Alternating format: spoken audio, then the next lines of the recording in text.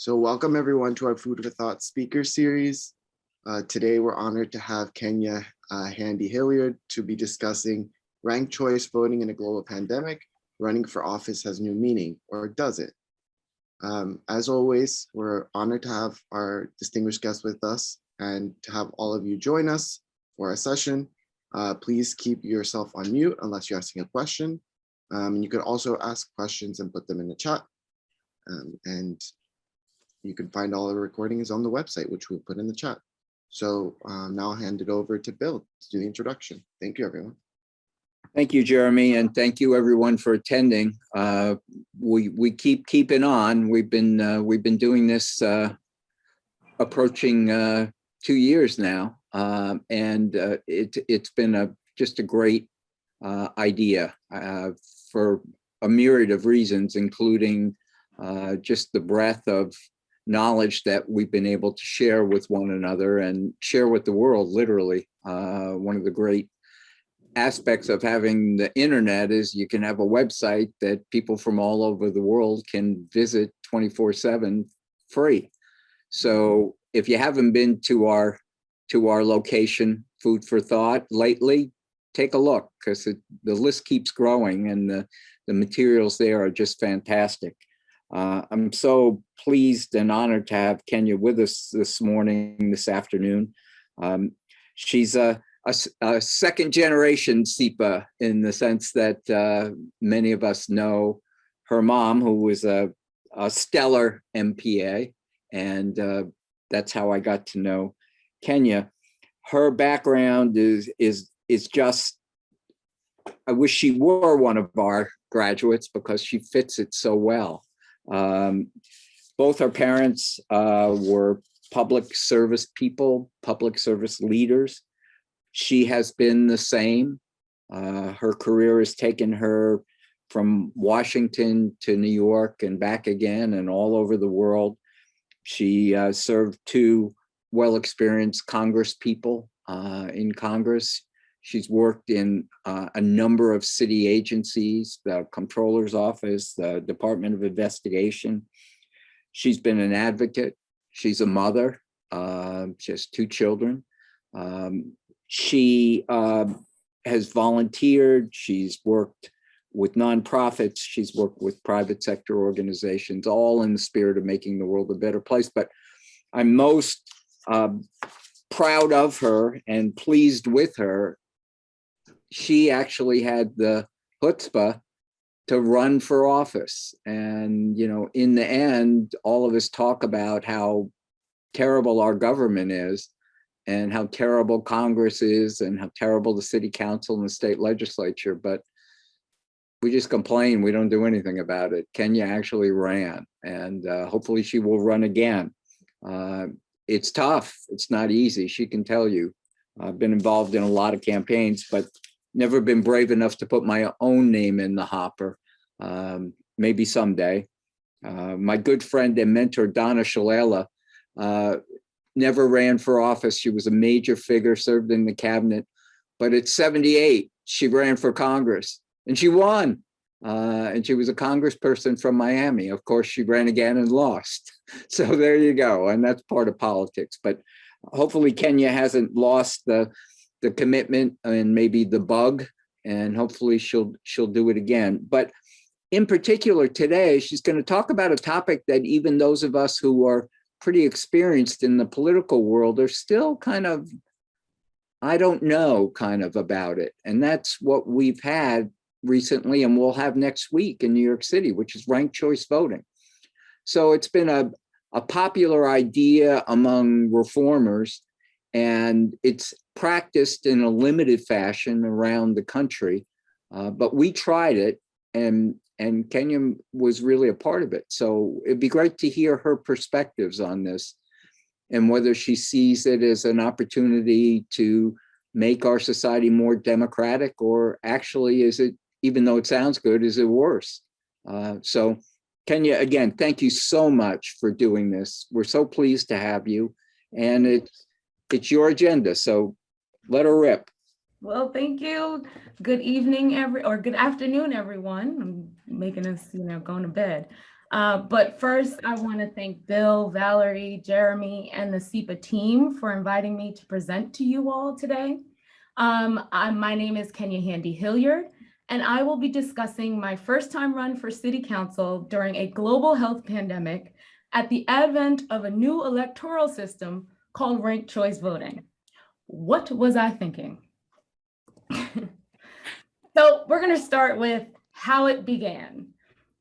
I was born by the river. Okay, so I won't go that far back, but as Bill said, I have been in and around government and politics for my entire life. I come from two prominent public officials, and I've created a 15-year career in government for myself, for my family. My husband is also involved in government. And so we are just one big public servant family. So like most public officials, I'm going to run down my resume once more to just piggyback off of what Bill mentioned. So I started my career as a legislative assistant with Congresswoman Yvette Clarke in Capitol Hill in DC. I then moved to become the Brooklyn Borough Director for Community Affairs for the City Comptroller's Office. And I had the honor of serving 3 attorneys generals in 2.5 years, which is a story in and of itself. And finally, I served as the Intergovernmental Affairs Director for the New York City Department of Investigation, which we proudly call DOI, which roots out waste, fraud, and abuse of city resources by city agency employees, elected officials, and contractors. So I'm going to start off with showing you a short 2-minute video about who I am and why I ran. I worry about my that family. this world will not be a better place for my children. Lack of protection. Our schools are falling apart. Culture. Where they've been hosing. They're hearing us, but they're not They listening. don't listen to us. Will not be heard. Your voice has power, and I hear you. It is only by listening and working with you that our government can work for the people and create good, lasting change. My name is Kenya Handy-Hilliard. I'm a mother, wife, and public servant, and I'm running to represent you in the 40th Council District. I love this district. I'm a second-generation resident, and I'm raising my family here. My parents are my biggest inspiration. They were prominent public servants who taught me to put the needs of the community first. And I've done that for the past 14 years, serving in all levels of government. My vision for this district is transparency, accountability, and action, where you are involved in the decisions that affect your life. And because of the urgency of this moment, COVID-19, harmful immigration practices, and the climate crisis, I'm ready to hit the ground running on day one. We need to strengthen the rich diversity that makes our corner of Brooklyn beautiful. As your city council member, I will fight for tenant justice and work to increase homeownership. I will rebuild our economy equitably by investing in people and creating new middle-class jobs in our district. And I will reimagine public safety by investing in preventing crime rather than violently responding to it. And most of all, I will make it my goal to empower you to act so we can govern together. We can build a future where we own our community, keep our homes, grow our businesses, and improve our schools. It's time not just to survive, but to thrive. Be bold and mighty forces will come to our aid. Now is the time to claim our power. Okay, folks, that's my presentation. Any questions? Psych! I'm just playing. So let's dig deeper into the why. Of course, in the video, I spoke about my deep-rooted love for the community, my drive to preserve and protect it from the ills of gentrification, and much more. However, there's a more academic reason that became my impetus for running.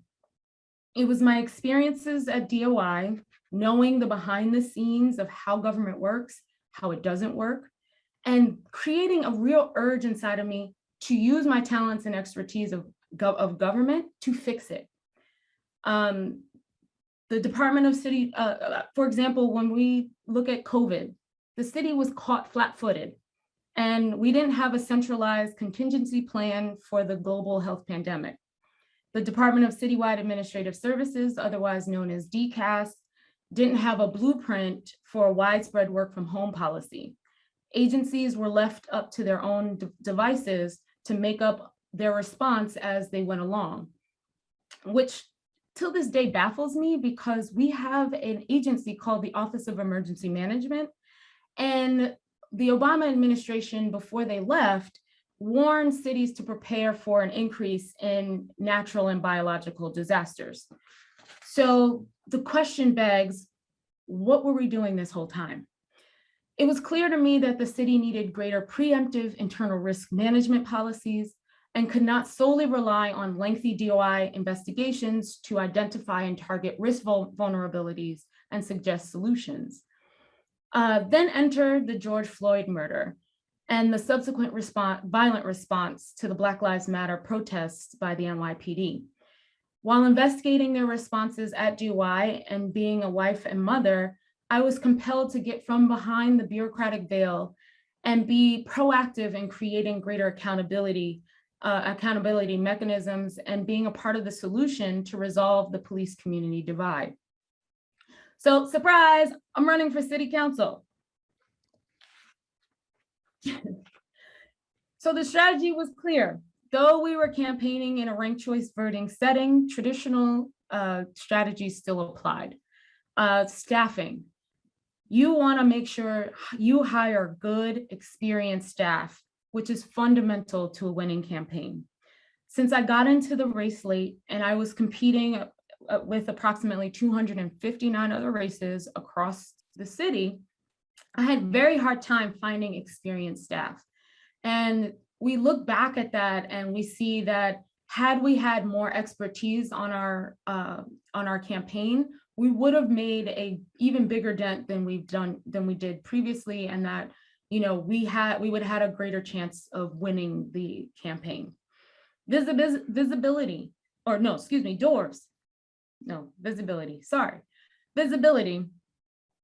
We had to be seen everywhere. In traditional campaigns, you would go to targeted communities, many of whom would more likely to vote, many of them who had similar backgrounds to you as a candidate, many who would have more affinity towards you because they related.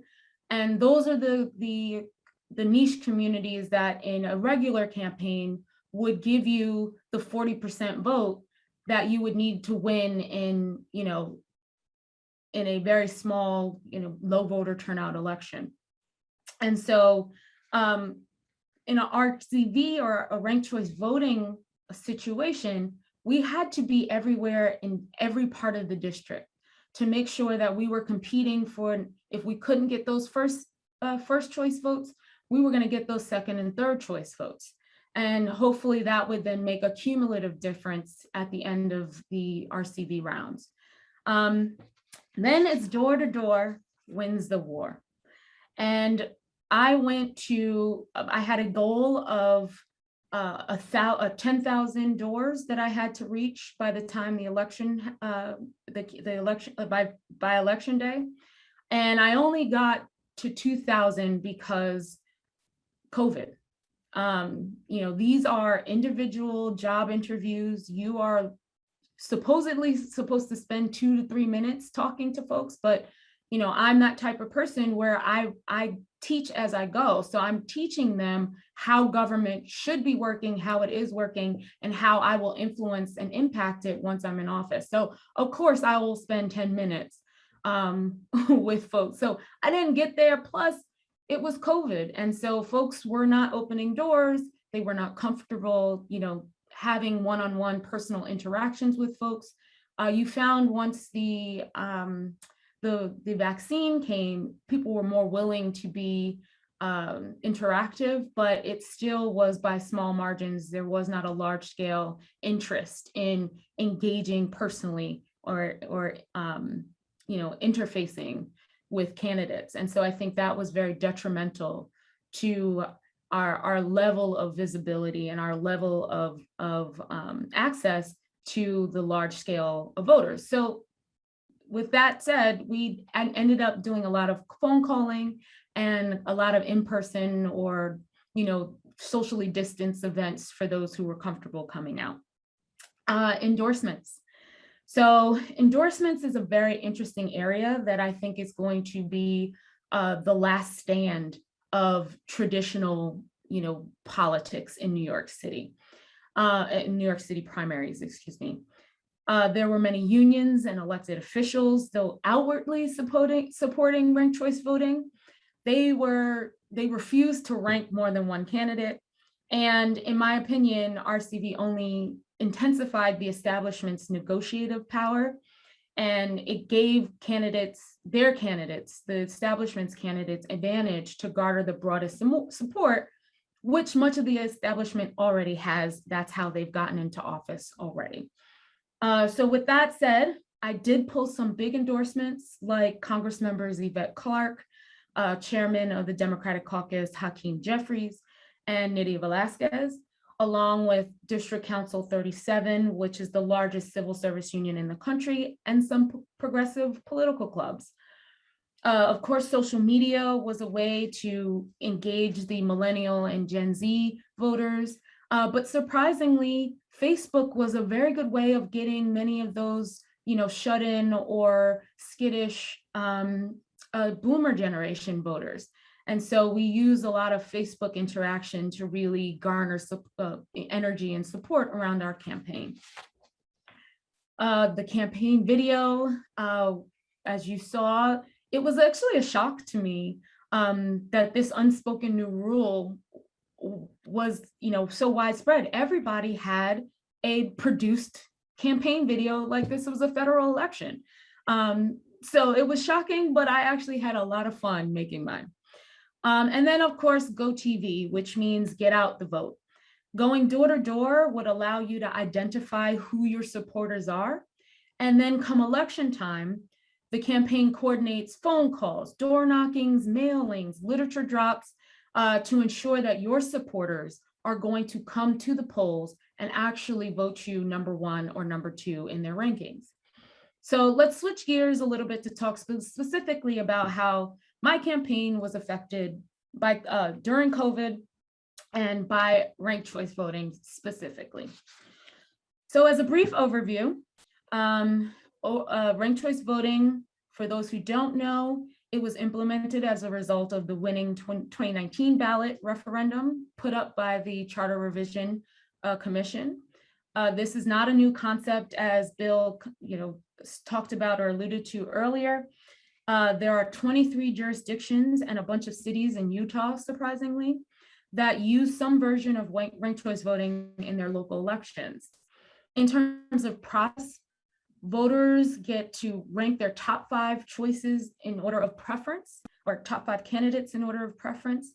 And after all ballots are counted and no candidate receives more than 50+1% of the votes, RCV rounds are triggered.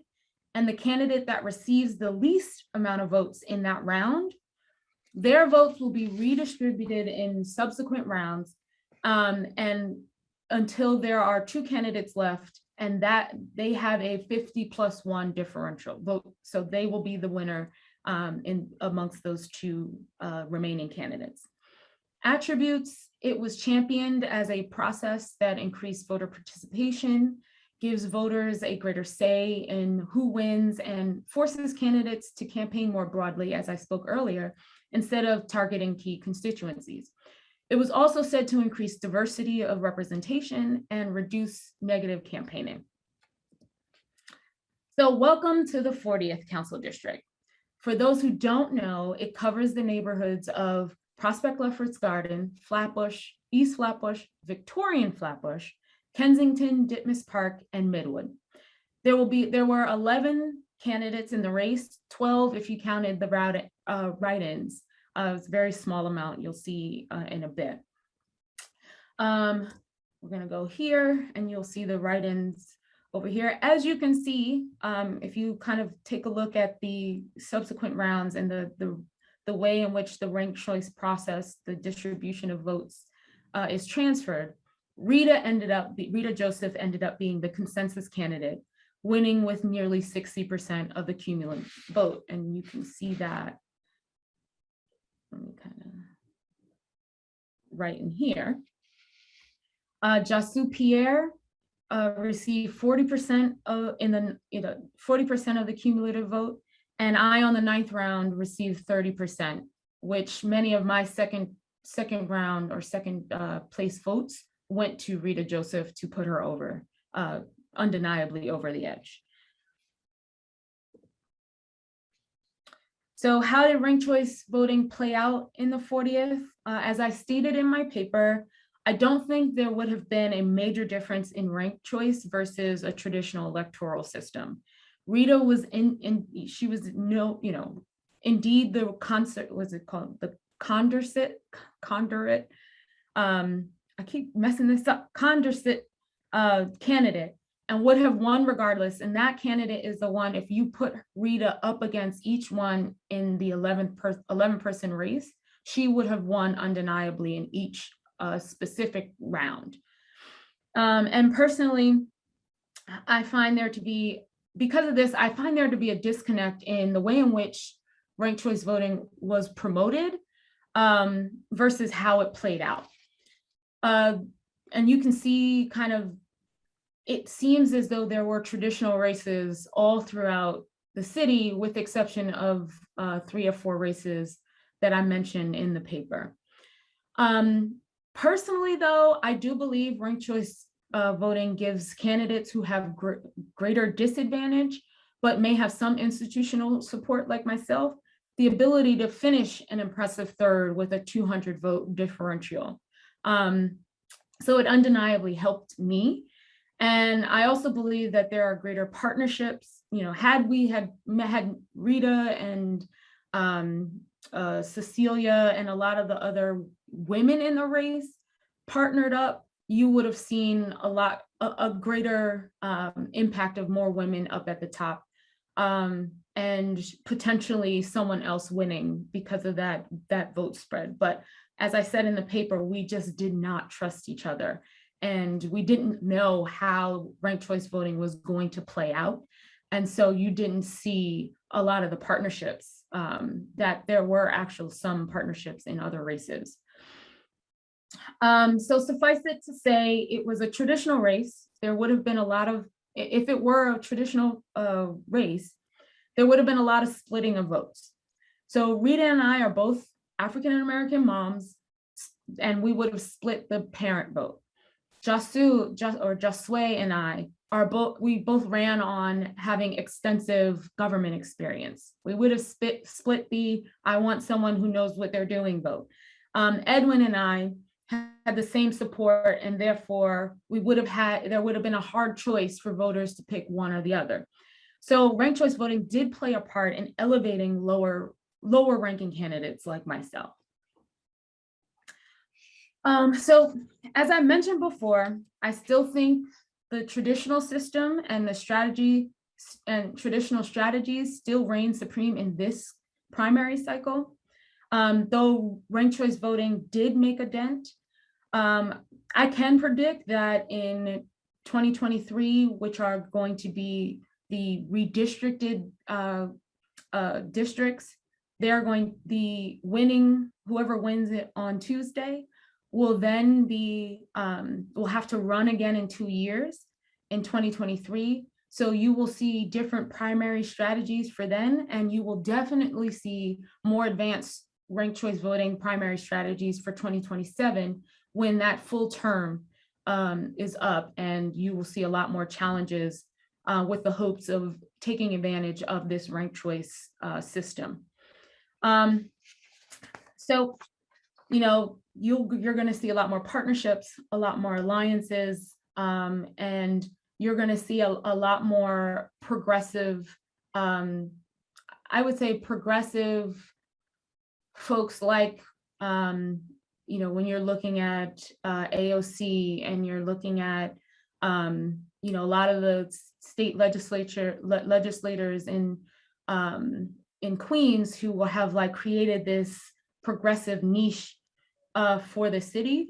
you're going to start to see them utilizing the bigger and greater strategies to kind of take over the old guard and the traditional establishment. And so I think this is going to be the subsequent ranked choice voting races or primaries. And just to be clear, it's only in the primaries. The generals is going to be, winner take all. But in these primaries, you're going to see a lot more creativity in terms of the, who runs the partnerships. And it's my hope as a bureaucrat, as someone who still believes that government can serve people in the way in which we idealize. I hope that we are going to find or create opportunities for stronger candidates and more educated candidates on how government actually works to be able to win these local races. And you're going to see government, work more efficiently, and New Yorkers are going to be better served because of it. So that's the end of my presentation. So I would love to continue it.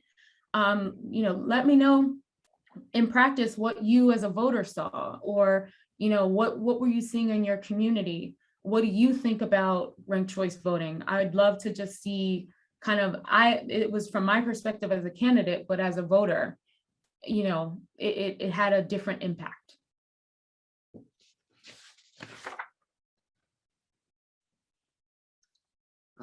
Professor Gondak, would you like to go first? You're on mute. Hi, Kenya. Your mom was in one of my courses at SEPA, so I got to know her well, and I loved her and listened a lot to her experiences at NYCHA. But I wanted to ask you on this topic of yours, from my perspective as a layperson with regard to ranked choice voting, I could understand, like in your paper where you wrote about your strategy, like ask for the second and third round if you weren't going to be their first choice.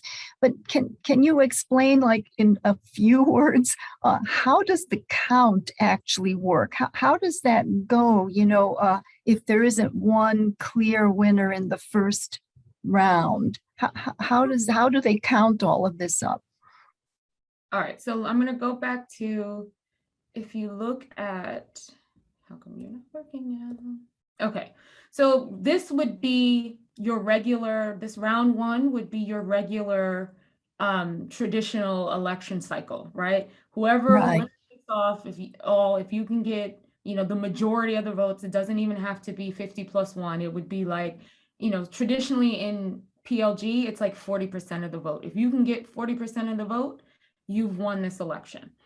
So what happens is the last person, so in this position, the write-ins were the last, the least, received the least amount of votes.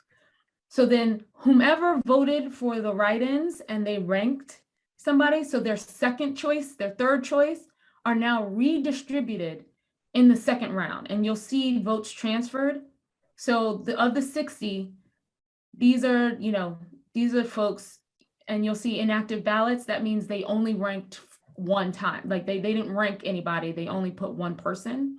But these are the distribution of who received which votes from this pile.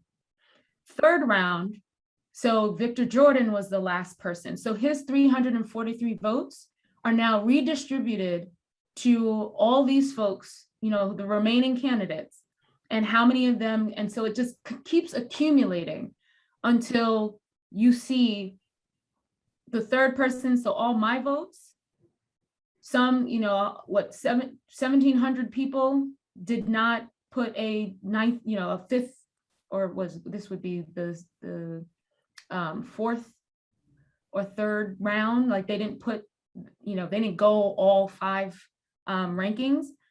So, or they just put me first and they didn't rank anybody else. So 1,700 people just ranked one time. Then the redistribution will go into, so all of my 814 votes were redistributed between Josh and Rita. So it just keeps going until you're transferring all of the votes, and it accumulates. So like it's raising, kind of like in a carnival, when you're spraying and the horses are trying to go up, that's how the rankings end. And then by the 10th round, or by the round where you have 2 candidates left, whoever wins is the definite winner of ranked choice voting. I see. So the votes for other people that didn't win sufficient number get dispersed equally among the rest. Okay, So just they get- because they're votes. Not equally, but it's who in their 5, you choose 5. Okay. I'm now the last candidate. All the people who voted for me number 1, their second to 5th choice is now redistributed in round 2. And so Okay. if 10 people voted for Kenya in round, for their second choice, 5 voted for, Rita. So I would receive her 10 votes. Rita would receive those 5. They would transfer to her. And it's just kind of like they keep piling on how many people in each cumulatively receive the number of votes from basically each ballot. And I then see. that's how it kind of goes until there are 2 people left. And then that's how you make the determination. Okay. Thank you. Thank you. And if you, on the paper, I put a link to an explanation. I don't know if you saw that, but if you, I highlighted ranked choice voting. So if you just hit it, it'll come with a video explanation so you can kind of see it visually play out. Joe has his hand up. Hi, Joe. Hi, Kenya. Thanks you so much for the presentation. It was really great. Thank you. I just had one question, sort of from your perspective. Historically, what I've heard about ranked choice voting is it's supposed to kind of turn down the temperatures of rhetoric in campaigns, because everyone is simultaneously, they don't want to disparage the other candidates because they're simultaneously trying to court their voters. Did you feel like that was true in your race? Did you feel like you had to sort of present yourself as friendly almost with the other candidates in order to try to not draw as many distinctions? How did that work in your race? So I think it's a matter of degree. It wasn't totally friendly. There were some hits. There were articles. People were taking jabs. So it was. But if you look historically, especially at the 40th Council District, we are known for almost criminally, going after people. The former councilman is known for literally going into election sites and helping people vote. It has mitigated. I can attest that RCV has mitigated the amount of shenanigans that happens. It was a lot more friendly, and I think that's why I say, because this was the beginning and it's the first, you didn't see the partnerships. You didn't see you didn't see kind of too much camaraderie. But I know continuing into the different rounds and cycles, you're going to see more and more of that, because it just makes sense in this context for you to kind of consolidate where you would have split the vote. You would bring it in. You would come together and kind of target your voters towards 2 people or 3 people, or all the women in the race or all the men in the race. And then I see it how it can help mitigate the vitriolic interactions, but it didn't totally eliminate it in my race. And I know in other races, I mean, they were bad, but I do know they were worse prior, in a traditional setting. Okay, that makes a lot of sense. Thanks so much. Lena, you put a question in the chat, but if you want to ask them directly. Oh, I don't. I just wanted to see, I'm actually trying to do this on my phone, but I do have those two questions. And then just if it would be possible to speak to, does New York have a public financing law on the books in court, that could be potentially be used in conjunction with RCV? Okay, so thank you for so how do I imagine RCV strategy evolving? I do Yes. believe there's going to be more partnerships. You're going to see a lot more niche communities coming together, as like we would potentially be the first Southeast Asian or the first South Asian or the first, African American, and you'll start to see a coupling of niche communities coming together to try to create greater, distribution of their votes, so that they will then obtain the broader support necessary to win an RCV election. In terms of what extent does RCV elevate lesser known? So it happened for me. I think one, it expands people's reach towards winning. And so you saw, I think if this was a regular traditional system, you would have maybe 5 or 6 candidates in a race, because this is an open seat. But because I think this was ranked choice voting and folks have some cursory knowledge of how this will work, you saw 11 candidates. One race had 16 candidates, right? Like, it seems as though everybody came in. And to kind of couple on your other question about expanding campaign finance, there was an expansion for campaign finance. And so now folks had an easier time of obtaining the threshold of money.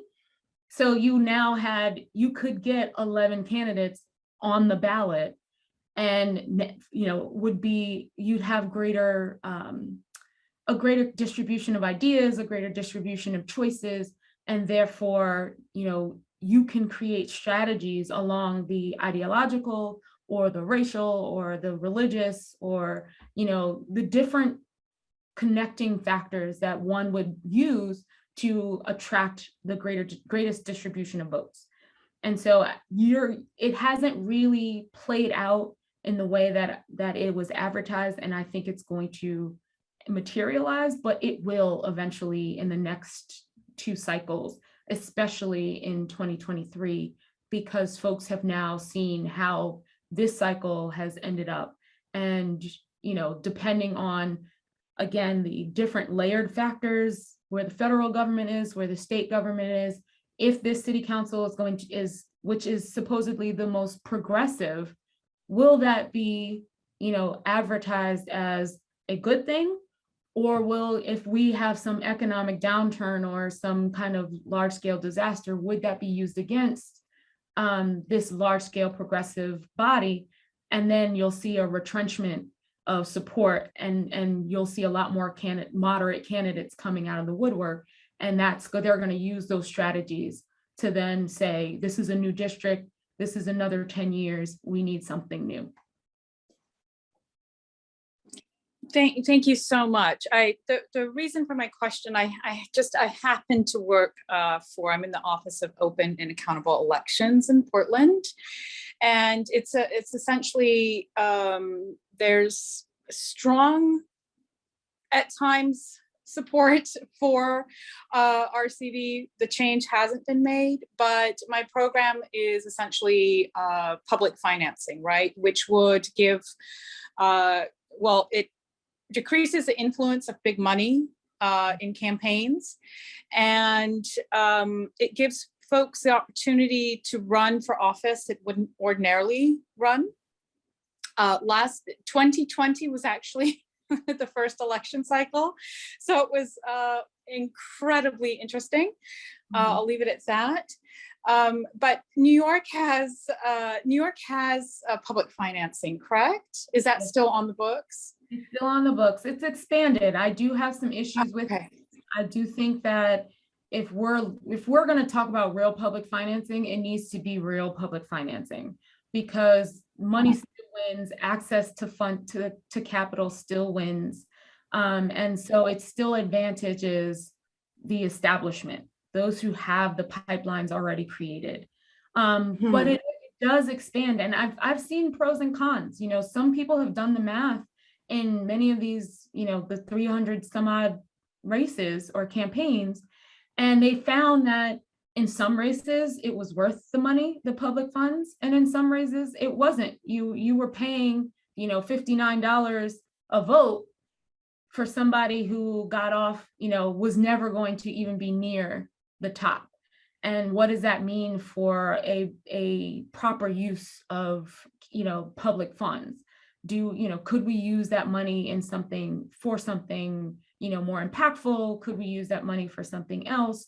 And so I think that's going to be a greater conversation. I do think that, you know, when you're looking at the threshold, you know, that played an impact, and I think that was limiting, especially during COVID, because prices were up. You had the beginning of supply chain issues, so things were more expensive. You had, you know, people were reticent, or volunteers were reticent to come out and actually like interface with people. So you had to pay people to go out and do certain things. So I think when, you know, there has to be a level of flexibility, and I think there's greater accountability in terms of like, you know, when you're talking about experienced treasurers, experienced campaign managers, the level of, you know, rope, or the length of rope to hang oneself is very, you know, very, very loose. And so you can potentially make mistakes as a first-time candidate, and now you're like, you know, potentially going to be in hundreds of $1,000s debt because you do not have access to the same type of experience that an establishment candidate would have. And so you're now putting extra financial pressure on new candidates who would be great at the job, but cannot get the expertise, because everyone knows politics and government, two different things, two different skill sets. And so if you're good at politics, you may not be good at governing. And if you're good at governing, you may not be good at politics. So there needs to be greater flexibility. And I think if we're going to do public finance, it needs to be, you know, it needs to fit, you know, New York prices. And it needs to also, there needs to be a government side of accountability where they lend their expertise to first time, or, you know, not, I would say naive candidates. And so there's a level of accountability there that would mitigate wasteful spending, that would mitigate overages of, costs and thresholds, financial thresholds. And I think it would allow for more candidates to come in feeling that what they bring is going to be enough, and not having to like mitigate many of these regulatory, for the sake of not sounding Republican, but you know, many of the regulation does have it takes its toll if it's not properly implemented. And I think that for New York's campaign finance or public finance system, we really do need to make sure that, you know, we're just not giving the money away, but we are, you know, we're not just saving it for those who have the access and the infrastructure to directly engage. Joe, you have your hand up? I'm sorry, I probably should have, I never put my hand down from the first time. Oh, no problem. Well, I have a question, and I think it's linked to, you know, discussion about the establishment and actual process of ranked choice. You mentioned, and I was wondering if you could go into a little bit more detail, that if the establishment advised people to just rank their establishment candidate. Is that correct? And is that something that you see as a major challenge to ranked choice voting long term, or do you think it's just that'll just adjust when we move to new strategies in the future? I think the latter. You know, again, we didn't know what, how this was going to turn out. We didn't know whether or not, it's almost like anything new. When you're at the precipice of something new, you still have the mindset of the old. And then you're trying to sit here and wait, see how this plays out before you make an opinion or you create new strategies. The old one works. And if you can get enough folks to vote number one, then everything else is just it's just process. So the idea is folks started coming out when we were like really starting to run. Folks started coming out and just saying, vote for me number one.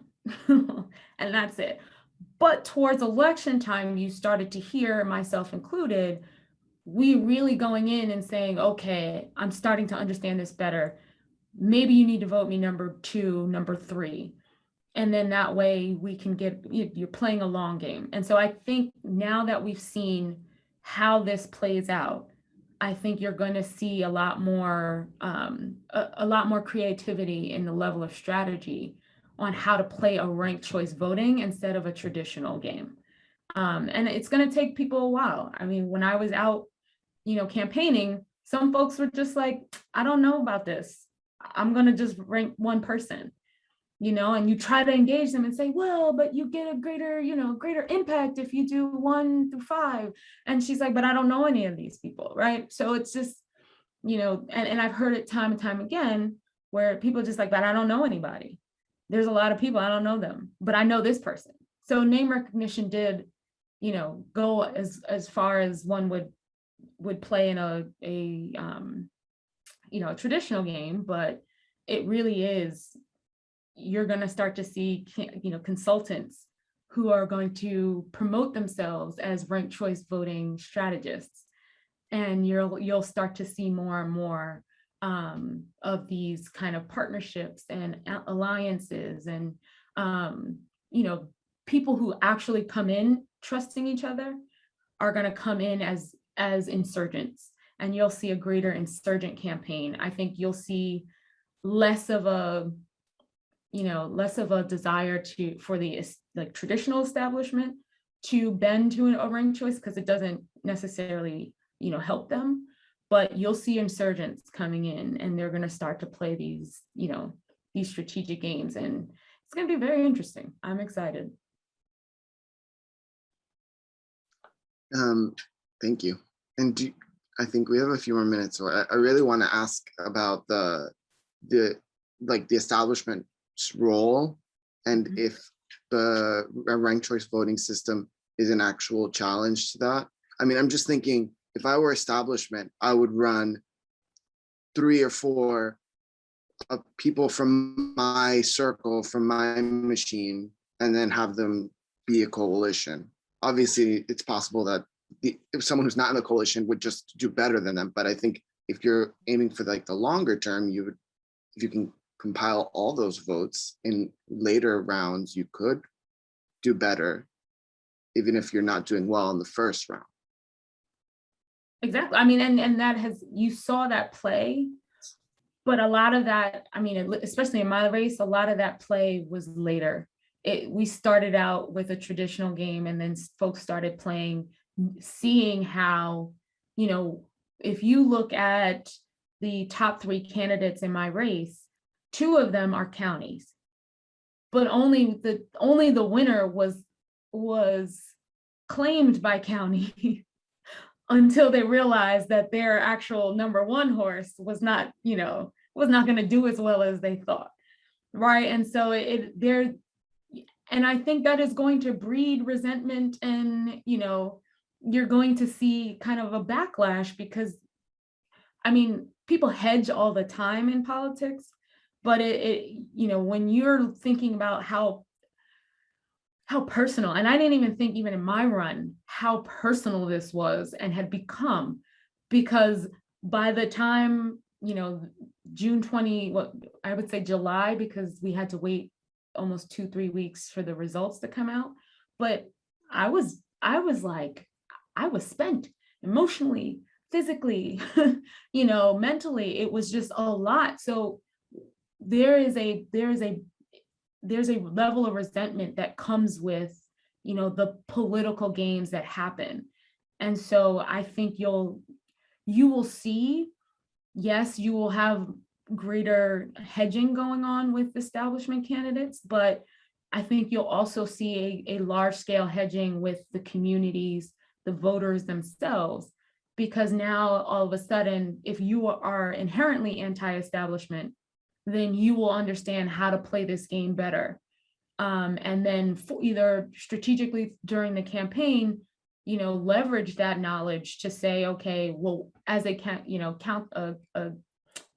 county candidate, what are you going to do? Why are you running? And then leverage how your votes, so your close circles and networks of voters to either fight against or actually align. So I think it's going to be, there's so many, there's a distribution of options that one can take on both sides.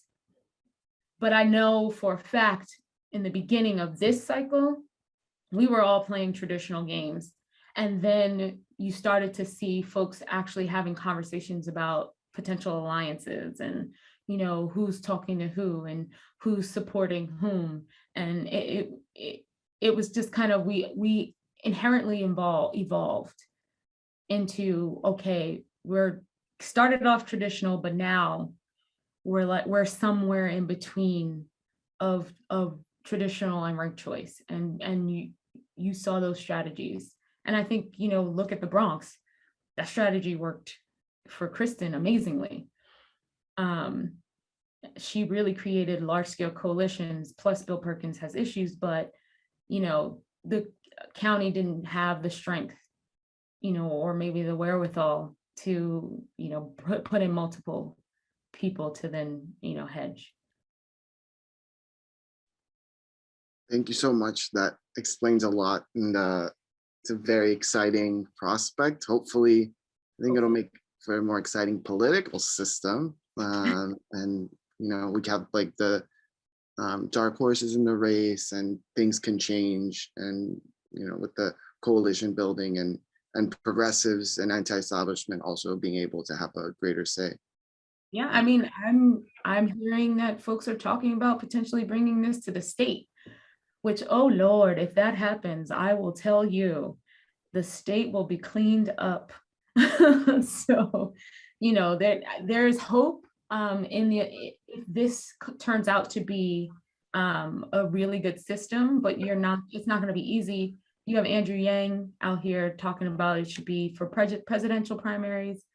And that's not a new, mantra. The folks have been trying to get presidential RCV for a long time, but it's just, you still have enough detractors to say, this is not a good thing.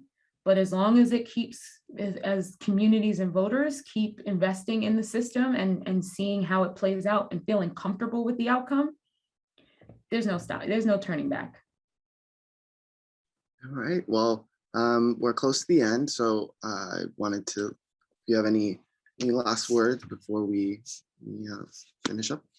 No, I mean, I thank you for the opportunity. This was amazing. Your questions were really awesome. So I can't, I came in nervous, but I'm leaving like, why do we have to go? But it really was an impactful experience. And I am not going to disappoint Bill and say I am not going to run again, but I'm not going to say I am. It is just a very hard process. And so we just have to make sure that as voters, we are coming out, we are knowledgeable about the process, we understand and do the research to understand who's who and how government really works. It is generated by people, and people, where there's people, there's politics. And that's the role we have to play. It can't be, a lot of times just the idealistic. It has to be the realistic, married with the idealism. And until we get there, you're going to see a lot of crazy people being elected to office who don't necessarily serve the greater good. 1 o'clock, yes. That's a wonderful way to end it. A little bit of optimism, but a little bit of realism. And I hope to see, we hope to see you all soon.